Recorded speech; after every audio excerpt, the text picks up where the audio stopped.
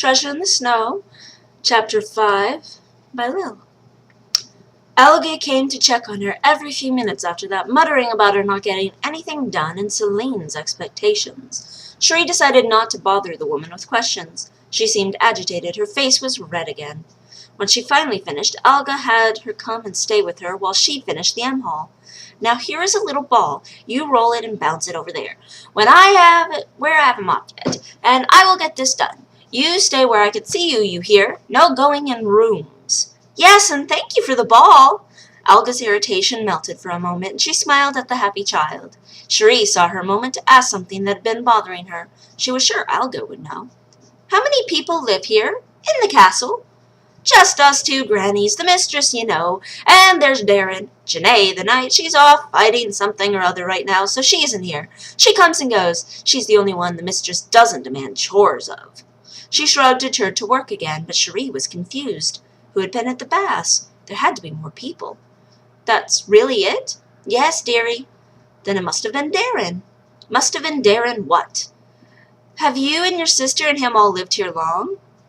Oh, yes, dearie. Berta and I have been here some 9 years, and Darren, he's been here since a little boy. And Janae, I would say those two have lived here around 30 solid years, completely isolated from the world. I suppose Janae gets to leave sometimes and go fetch magical ingredients for the mistress, but neither of them have been around other folk much. Doesn't she ever let anyone leave? Just the knight. Now go play, child, and I have to finish the mopping. Yes, Alga, it must have been him. Why would he be outside the baths? Maybe he felt bad for her being so little, like he was when the cruel one kidnapped him. Cherie was filled with compassion. Perhaps once she got good at playing with the ball, she would invite him to play with her. Maybe he had become upset when she didn't want to go to the baths with him because he was lonely. That must be it. She needed to practice right away. She bounced her ball and it hit the wall. She did that several times before deciding that was boring. She decided to bounce it along the wall while running. She smiled at her success. This was much better than mopping. She hadn't done it very long before she found herself bouncing the ball into the air. Then, too high, too far, too fast, it went through an open doorway and crashed into a stand with green vial of liquid on it. The entire room was full of pots and containers, and fires cooked some of them, and others were in dishes of snow to be cooled. It was some sort of brew room. The ball kept bouncing, and Cherie ran in to try to stop it, but it hit more stands, sending concoctions splattering to the floor, some causing sparks and flares, others hissing, and one even seemed to scream. Lightning seemed to shoot from 2 bottles breaking together, and the Mistress of Shadows came running in to find Cherie under the table, trying to hide from a flaming potion exploding, creating a large hole in the floor. The witch's eyes began to glow as she spread her hands and said something in almost a chant that Cherie couldn't hear over the wailing liquids and the blowing of bottles. A purple bubble began to form around the cruel one and around Cherie. She felt herself being lifted, and she knew something was holding her, but she was floating over what looked like a bubbling acid now, draining into the huge hole in the center of the room.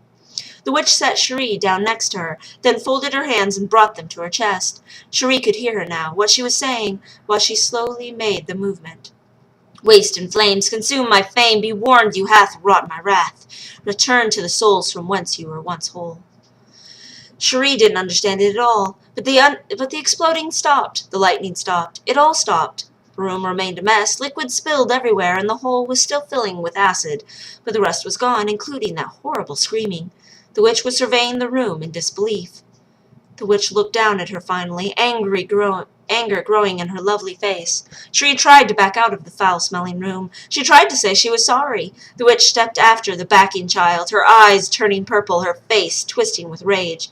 What did you do? I said not to enter the rooms. What did you do? Alga shouted, almost running up. How could you let her near my things? How could you let her ruin everything? I almost had it. I finally almost had it, and it's all gone. Gone!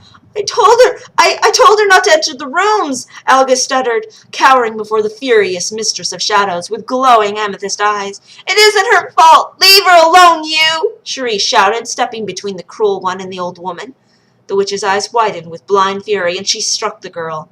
Cherie's body flew past Alga, past the mop bucket, into the huge entry room, where she skidded across the floor. She couldn't breathe or think for a few moments, as pain rushed into her senses. She couldn't move, only lay there watching the delightful creatures on the ceiling begin to be distorted in her vision by her tears. Like from a dream, she could hear Alga shouting for someone to stop, to please stop. Like she was half sleeping, she could see the woman who had struck her standing over her. The witch at least looked a little surprised by her own reaction, but her wrath was coming back too quickly. She lifted her hand, fingers curling like claws, and she opened her mouth to cast some ramifications. Cruel one! Cherie whispered it in a gasp around her pain, angry at the witch herself. Celine stood there, hand twisted, mouth open, but the rage in her face was fading into a different intensity, somewhat almost like shock, but more like interest. She finally turned and left the girl laying there. Cherie became aware of being picked up and crying because it hurt. She was put in her bed. She was left there to sleep. She cried herself to sleep.